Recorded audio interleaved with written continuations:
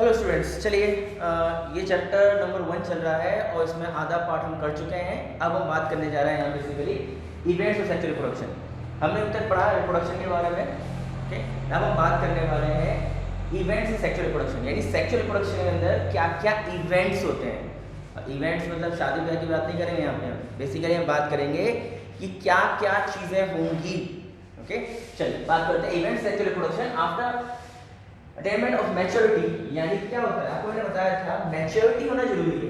अगर मैच्योरिटी नहीं होगा, अगर मैच्योरिटी नहीं होगी तो रिप्रोडक्शन नहीं होगा। यानी कि मैच्योरिटी होना जरूरी है रिप्रोडक्शन करने के लिए। सुना, मैच्योरिटी और sexual reproductive organisms exhibit events and processes that have remarkable fundamental similarities even though the structure associated with the sexual reproduction are indeed different। हैं तो different, अलग अलग ऑर्गेनिज्म का हम रिप्रोडक्शन के बारे में पढ़ चुके हैं। इस बारे में अलग अलग ऑर्गेनिज्म का रिप्रोडक्शन अलग अलग तरीके से होता है, लेकिन इसके अंदर ऑलमोस्ट फंडामेंटल सिमिलैरिटीज होती हैं। फंडामेंटल मतलब ज्यादातर एक जैसे ही होती है, ओके। चलिए, the event sexual reproduction though elaborate and complex follows a regular sequence. Sexual reproduction is carried by the fusion और fertilization of the male and female gametes, यानी कि मेल और फीमेल गैमेट्स आपस में मिलेंगे तब हमारा क्या हो जाएगा, ये फर्टिलाइजेशन हो जाएगा। क्या हो जाएगा, ये फर्टिलाइजेशन हो जाएगा, ओके। नाउ मेल और फीमेल गैमेट्स मिलना, फर्टिलाइजेशन हो जाएगा, फॉर्मेशन ऑफ जाइगोट। फर्टिलाइजेशन होगा, उसके बाद क्या बनेगा, जाइगोट बनेगा, और जाइगोट और एम्ब्रियोजेनेसिस होगी। चलिए बात करते हैं, जो पूरी स्टेज है उसको 3 भागों में बांटा गया है। यानी कि पूरा रिप्रोडक्शन का जो फेज है उसको 3 भागों में बांटा गया है। पहला है प्री फर्टिलाइजेशन, फिर है फर्टिलाइजेशन, फिर है पोस्ट फर्टिलाइजेशन। प्री मतलब फर्टिलाइजेशन से पहले, पोस्ट मतलब फर्टिलाइजेशन के बाद। फर्टिलाइजेशन आपको बताइए, फर्टिलाइजेशन से पहले और फर्टिलाइजेशन के बाद, ठीक है। 3 सेक्शन हो गए यहाँ पे, पोस्ट, प्री और फर्टिलाइजेशन, ठीक। प्री फर्टिलाइजेशन, फर्टिलाइजेशन से पहले। अब देखें, ये मान के चले बेटा, मान लें हमें कोई घर बनाना है, ठीक है। हमें कोई घर बनाना है, तो सबसे पहले क्या होगा, सबसे पहले हम जाएंगे बाजार, वहां से सामान बनेगा, कहीं ना कहीं सामान बन रहा होगा, वहां सामान बनेगा, बन के वो वहां पे आएगा, फिर वो मिलेगा। जैसे कि सीमेंट है, तो पहले सीमेंट और बालू कहीं ना कहीं होंगे, वहां से वो आपके घर की तरफ आएंगे, घर में इकट्ठा होंगे, सीमेंट और बालू आपस में मिलेंगे, मिलने के बाद फिर उसका यूज करेंगे, ओके। इस तरह मान के चलो इसको। चलिए देखिए क्या मतलब है। तो प्री फर्टिलाइजेशन इवेंट्स देखें जरा। प्री मतलब पहले। प्री फर्टिलाइजेशन इवेंट्स में 2 चीजें आती हैं। पहला होता है gametogenesis. Gametogenesis is the process of formation of gametes. तो गैमेट्स के बनने के प्रोसेस को गैमेटोजेनेसिस कहते हैं। ये कैसे होती है इसको हम आगे पढ़ेंगे, ठीक है। गैमेटोजेनेसिस कैसे होती है इसको हम आगे पढ़ेंगे, ध्यान रखना, घबराना नहीं। Gametogenesis is the formation of gametes. ना बनने के बाद वो ट्रांसफर भी तो होंगे भाई, जहां पे ईंटें बन रही है, सीमेंट बन रही है, बालू बन रही है, वहां पे बन रही है वो, अब वो बन के हमारे पास आएंगी, ओके। सो एक और करते हैं, प्री फर्टिलाइजेशन मतलब फर्टिलाइजेशन से पहले क्या होगा, गैमेट बनेगा, बनने के बाद क्या होगा, ट्रांसफर होगा। Now these include the events of sexual reproduction prior to the fusion of gametes. The 2 main pre-fertilization events are gametogenesis and gamete transfer. Okay. Now gametogenesis, the process of formation of 2 types of gametes. Obviously gametes की बात करते हैं तो mail और female ही होते हैं हमेशा, इसके अलावा कुछ होता नहीं है। तो मेल एंड फीमेल गैमेट्स का बनना इज नोन एज गैमेटोजेनेसिस। इसके बारे में हम पढ़ेंगे, घबराना मत।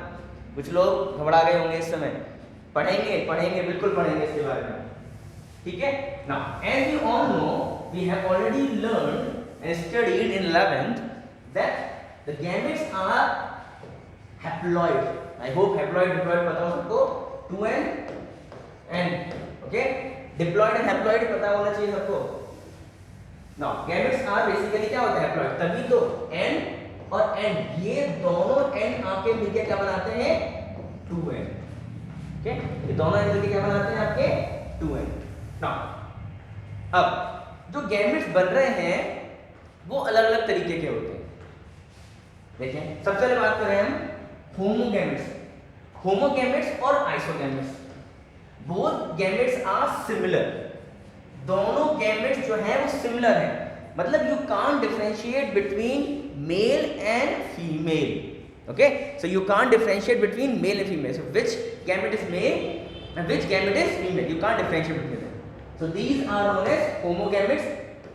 Both gametes are similar. Next is your heterogametes. Heterogametes में क्या होता है? Gametes are not similar. Gametes are not similar. इसमें gametes similar नहीं है. Those are known as heterogametes. Okay. अब बात करें जब हम बात करते हैं, हम मेल को स्पर्म भी, मेल गैमेट्स को स्पर्म भी बोलते हैं और एंथ्रोजोइड्स भी बोलते हैं. नीट का क्वेश्चन है बेसिकली. एंथ्रोजोइड्स जो होते हैं बेसिकली ये मेल के लिए डिनोट किया जाता है और एग और ओवम जो है ये बेसिकली फीमेल के लिए डिनोट किया जाता है. ओके, इतनी बात क्लियर होनी चाहिए. यहाँ पे ये देखिए, यहाँ पे ये हमारा क्या है, ये आइसोगैमेट्स है. This is isogametes, this is heterogametes. ये दोनों हमारे क्या है, हेटेरोगैमेट्स है.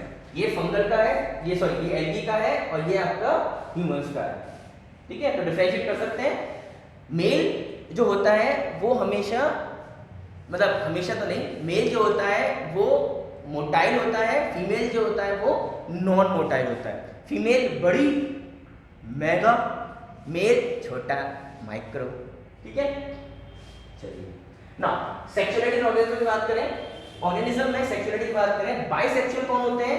बाइसेक्सुअल होते हैं mail and female reproductive organ structures in same. यानी कि जिसमें पौधे में या जानवर में मेल और फीमेल दोनों एक ही के अंदर होता है, इज नोन एज बाइसेक्सुअल. और जिसमें अलग अलग होता है उसको हम कहते हैं यूनिसेक्सुअल. तो हम लोग कौन है यूनिसेक्सुअल. ओके, हम क्या है, यूनिसेक्सुअल, यानी कि मेल और फीमेल अलग अलग होता है. बाइसेक्सुअल में मेल और फीमेल एक ही ऑर्गेनिज्म के अंदर होता है.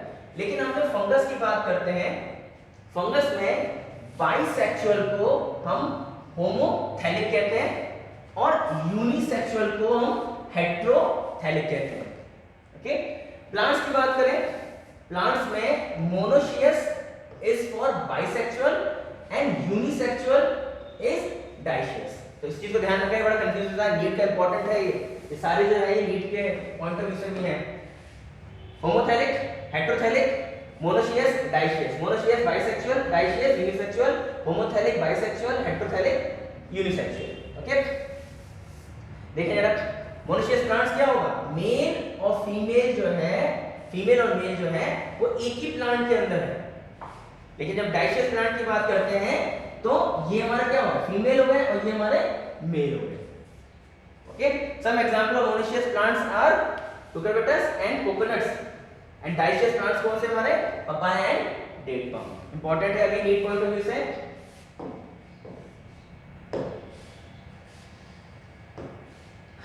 नेक्स्ट, ये डायग्राम में आपको पता ही है, 11th में हम पढ़ चुके हैं इसके बारे में.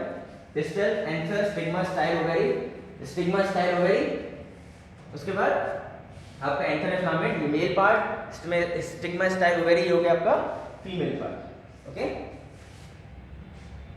चलिए now in flowering plants the unisexual male flowers is stagnate. क्या मतलब है, in flowering plants the unisexual male flower, अगर जो मेल फ्लावर है उस, अगर फ्लावर जो है वो मेल है उसको हम स्टैग्नेट कहते हैं, means bearing stem, while the female is pistillates. यानी कि वो फ्लावर जिसके अंदर सिर्फ मेल पार्ट होता है उसको हम कहते हैं स्टेमिनेट, और जिसके अंदर फीमेल होता है उसको हम पिस्टलेट. जैसे कि हम देखो स्टेमिनेट स्टेमिनल है, इसके अंदर ये पिस्टल है, एक ही है. ठीक है, तो फ्लावर के अंदर कभी कभी पूरा प्लांट ऐसा हो जाता है कि इसके अंदर मेल है, उसके दूसरे के अंदर फीमेल, और बियरिंग पिस्टल्स, इसके अंदर सिर्फ पिस्टल्स होते हैं. In some flowering plants, both male and female flowers may be present on the same individual. इसको हम कहेंगे monoecious, और separate individual इसको हम dioecious. यानी कि एक ही हो सकता है कि एक पौधा पूरा मेल हो, दूसरा पौधा पूरा फीमेल हो. इसके बारे में हम नेक्स्ट चैप्टर में अच्छी तरह पढ़ेंगे. Now some example of monoecious plants are Cucurbitacus coconuts, बता चुका हूं ऑलरेडी मैं, और इसमें आपका पपाया और डेट पाम. कौन सा dioecious plant कौन सा है, papaya and date palm. Next animal की बात कर रहे हैं हम यहाँ पे, earthworm, sponge, tapeworm, leeches, typically example of bisexual and animals that possess both male and female reproductive organs are known as hermaphrodites. जो वो एनिमल्स जिसके अंदर मेल और फीमेल दोनों ही पाए जाते हैं उनको हम hermaphrodites कहते हैं। पढ़ चुके हैं 11th में बेसिकली, ठीक है। देखें जरा, ये हम डायग्राम की बात करें, इसमें देखो मेल भी है और ओवेरी भी है और टेस्टिस भी है इसके अंदर। Cockroach example of unisexual species. Cockroach जो होता है इसके अंदर यूनिसेक्सुअल होता है, यानी एक मेल और दूसरा female. Next, cell division during gamete formation. The gametes are haploid, ये आपको पता ही है। गैमेट्स कैसे होते हैं? Gametes are basically haploid, so the parent bodies arise from the either haploid or diploid. Haploid parents produce gametes by mitotic division. Okay, haploid plant body, जो plant जब 11 में पढ़ चुके हैं, हैप्लॉइड प्लांट बॉडी यानी कि पूरा का पूरा प्लांट जो है वो कैसा है? हैप्लॉइड है। एग्जांपल्स पढ़ चुके हैं हम इसके बारे में ना। फिर हम बात करें डिप्लॉइड की, pteridophytes, gymnosperms, angiosperm, most of the animals including human beings is diploid organism. ये सारे क्या हैं? ये डिप्लॉइड तो है भाई, टाइडोफाइटा, जिम्नोस्पर्म, एंजियोस्पर्म, ये सारे क्या हैं? ये आपका डिप्लॉइड ऑर्गेनिजम्स हैं। इसके अंदर special cells known as mitocytes, meiocytes. Gamete mother cells, इसको हम क्या कहते हैं? Gamete mother cells. ये वो सेल होता है जिससे गैमेट्स बनते हैं, इसका ध्यान रखें। यही वो सेल्स होते हैं जिससे गैमेट्स बनते हैं। इनका क्या होता है? मियोसिस। इनका क्या होता है? मियोसिस। इन्हीं सेलों का मियोसिस होगा टू फॉर्म दी। बेसिकली ये बात ध्यान समझना है, ये जो जितने भी सेल्स हैं हमारे, दीज आर 2n, ये 2n है। इसका क्या होगा? इसका ही आपका मियोसिस होगा and it will form n, और ये n यानी कि एक ऑर्गेनिज्म, मान लो मेरा मेल ये है, फीमेल ये है, ये से 2n, यानी इसके अंदर गैमेट मदर सेल्स होगा। हाँ, ये बात ध्यान रखना, गैमेट मदर सेल मेल और फीमेल दोनों में ही होते हैं। ये मत बोलना कि फीमेल के अंदर गैमेट मदर सेल है तो मेल के अंदर फादर मदर सेल है, कुछ तरह का तो नहीं। मदर फादर यहाँ मत कुछ करना, यहाँ का मतलब ये इतनी बात समझिए, गैमेट मदर सेल्स का मतलब है वो सेल्स जो गैमेट्स बनाते हैं, ठीक है, जो गैमेट्स बनाते हैं। इट कुड बी मेल और it could B female. Now at and only one set of chromosomes make one gamete, ये आपको पता ही है। At the end only one set of chromosome makes one gamete, ठीक है। चलिए नेक्स्ट, नाउ गैमेट ट्रांसफर। पहले हमने क्या किया? गैमेट फॉर्मेशन हमने सिर्फ बताया, गैमेट फॉर्मेशन कैसे होता है बाद में पढ़ेंगे इसको। Now male and female gamete must be physically brought together to facilitate fusion fertilization. Male और फीमेल जो है गैमेट्स को पास आना पड़ता है फर्टिलाइजेशन करने के लिए। Mostly male gametes are motile, ये आपको बता चुका हूं। ज्यादातर जो मेल गैमेट्स होते हैं those are motile and female gametes are sterile. Ladies वहीं की वहीं रहती हैं, बेचारा आदमी को जाना पड़ता है, ठीक है। Now, in several simple plants like algae, biophyta, pteridophyta, water is the medium through which the gamete transfer take place. Amphibians हम पढ़ चुके हैं इसके बारे में 11th में। Amphibians होता है ये, okay? They are amphibians। क्या है? वो रहते तो कहाँ पर रहते हैं? वो रहते तो आपके मिट्टी में है, लेकिन रिप्रोडक्शन के लिए they need water, okay? So that the gametes can be transferred from one place to another place, okay? Clear बेटा? चलिए now the male gametes are always more in number.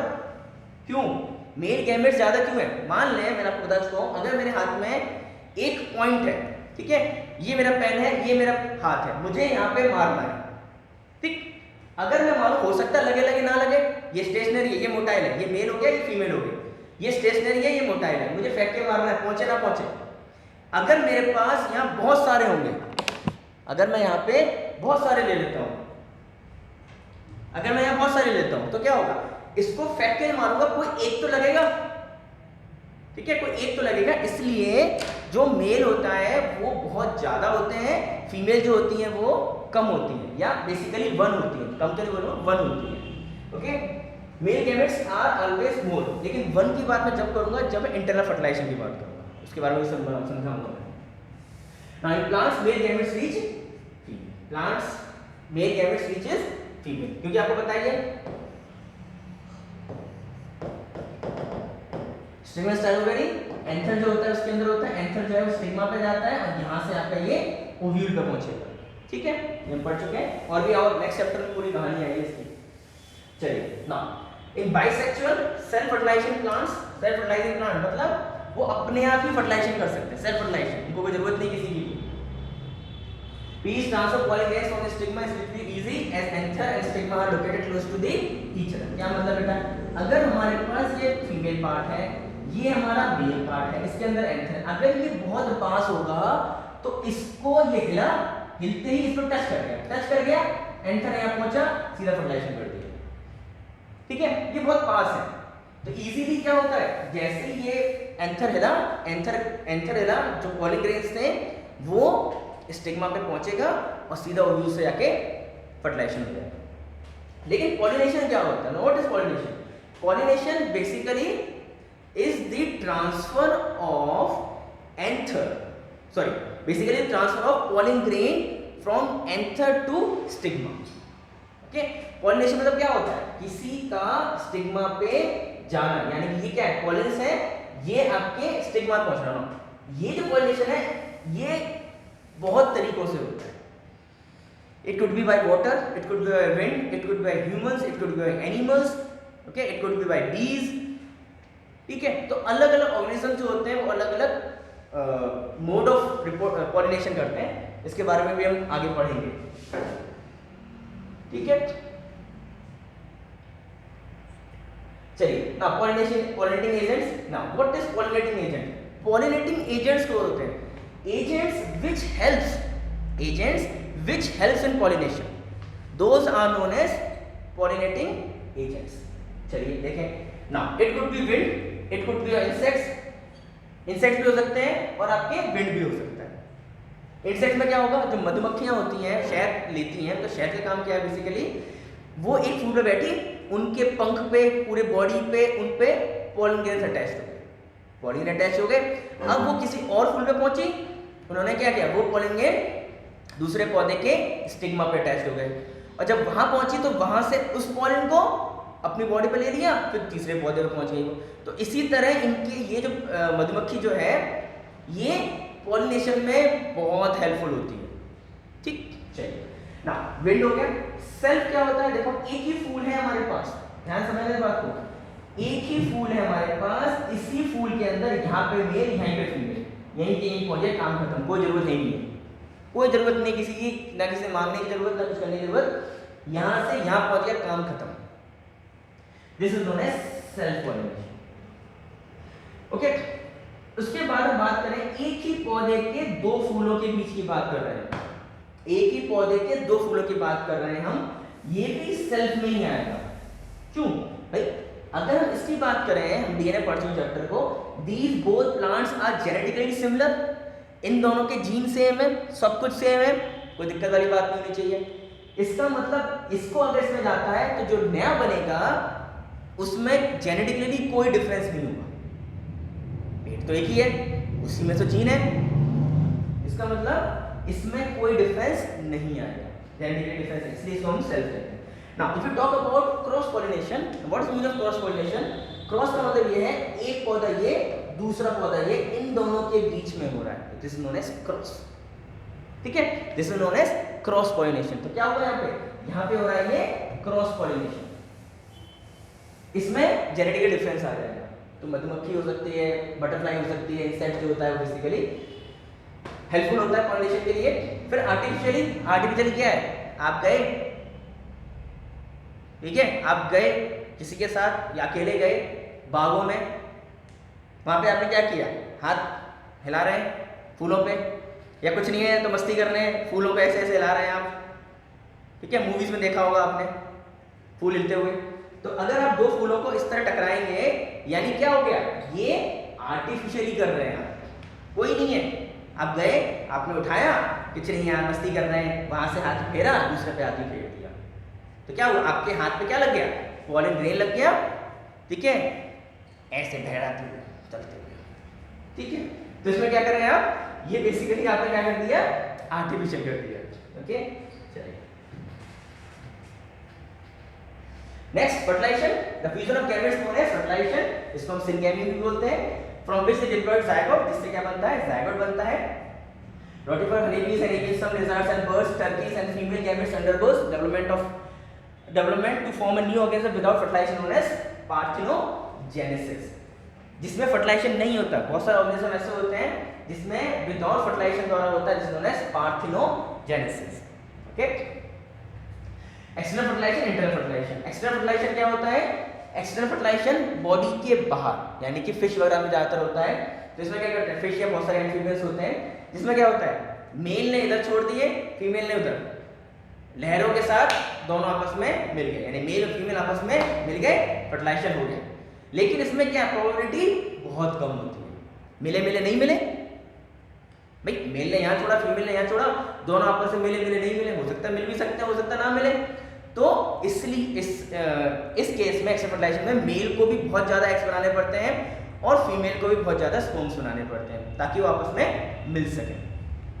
Internal की बात करें, इंटरनल का होता है वो बॉडी के अंदर होता है, इनसाइड द बॉडी. ठीक है, इनसाइड द बॉडी, जैसे इंसानों की बात करें, बहुत सारे जानवरों की बात करते हैं, बेसिकली इसके अंदर क्या होगा, इनसाइड द बॉडी होगी. इसमें स्पर्म्स जो हैं वो ज्यादा तो बनते हैं लेकिन एग ज्यादा नहीं बनते. Okay, next embryogenesis. Embryogenesis refers to the process of development of embryo from the zygote. So embryogenesis is the process of formation of embryo from the zygote. zygote से embryo बनने की प्रोसेस को embryogenesis कहते हैं. Now during embryogenesis zygote undergoes cell division. क्या होता है, mitosis होती है इसमें, मियोसिस नहीं होती. हमें 2n से 2n से n नहीं बनाना, हमें 2n से 2n ही रखना है क्योंकि बन चुका है. हम डिफरेंशिएशन करेंगे, यानी कि बॉडी पार्ट्स का हम क्या कर रहे हैं, यहाँ डिफरेंशिएशन करेंगे. Okay, while cell division increases the number of cells in development, embryo cell differentiation, यानी कि हमारे पास क्या है, हमारे पास पहले एक सेल था, यानी कि मेल और फीमेल आके मिले, भाई किसी को हुआ था, मेल आया फीमेल आया आई, दोनों मिली, क्या मिला, क्या बना दिया, एक सेल बना दिया. अब ये सेल जो है इट विल डिवाइड, ये सेल बहुत सारे डिवीजन होगा इसके अंदर. ठीक है, इसके अंदर क्या होगा, बहुत सारे डिवीजन होगा, बहुत सारे सेल बन जाएंगे. ये सारे सेल जेनेटिकली सिमिलर ही रहेंगे. ठीक है, अब ये जो बने सारे सेल, अब इनमें डिफरेंशिएशन होगा, यानी कि कुछ पार्ट जो होगा वो ब्रेन बनाएंगे. ठीक है, कुछ पार्ट जो होगा वो आंख बनाएंगे, कुछ सेल्स जो होंगे वो आंख बनाएंगे, कुछ स्टेम सेल्स बनाएंगे, कुछ आपकी क्या कहते हैं लिवर, किडनी. तो क्या होगा, यहाँ पे डिफरेंशिएशन होना शुरू हो जाएगा. इसी तरह प्लांट्स की बात करें, प्लांट्स में भी क्या होगा, नेक्स्ट चैप्टर पढ़ेंगे हम. प्लांट्स में क्या होगा, आपका रेडिकल, प्रिम्यूल बनना शुरू हो जाएगा. ठीक है, नोड्स, इंटरनोड्स, बर्ड्स, फ्लावर्स, ये क्या होगा, ये सारे डिफरेंशिएशन होगा. सेल तो रहता है स्टार्टिंग में. ठीक है, मीसोडर्म, एक्टोडर्म, याद होगा 11th की पुरानी पिछले जन्म की कहानियां. चलिए, नाउ डिफरेंशिएशन हो जाएगा, undergoes modification to form a specialized tissue and organ form a organism. आपको बताइए ऑर्गेनिज्म के अंदर बहुत सारे सेल्स वगैरह इसके अंदर होते हैं. नाउ पोस्ट फर्टिलाइजेशन कर दिया हमने, प्री कर दिया, फर्टिलाइजेशन कर दिया, हम बात कर रहे हैं post fertilization. Now events sexual reproduction after the formation of zygotes are known as post fertilization events. The zygote it is formed internal और external depending upon the fertilization. देखिए यार, मेल और फीमेल आके मिला, फर्टिलाइजेशन हुआ, क्या बना दिया इसने, zygote बना दिया. तो ये zygote हुआ, ये एम्ब्रियो बना दिया, फिर इसमें माइक्रो डिवीजन हो रहा है, ह्यूमन बन गया. ठीक है,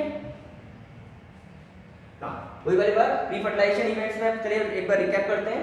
प्री फर्टिलाइजेशन इवेंट्स में क्या होता है, गैमेटोजेनेसिस एंड गैमेट ट्रांसफर. फिर आ गया आपका फर्टिलाइजेशन आपको बताइए मेल और फीमेल आपस में मिल जाते हैं. पोस्ट फर्टिलाइजेशन इवेंट्स में क्या होता है, जायगोट बनना और एम्ब्रियोजेनेसिस. ठीक है,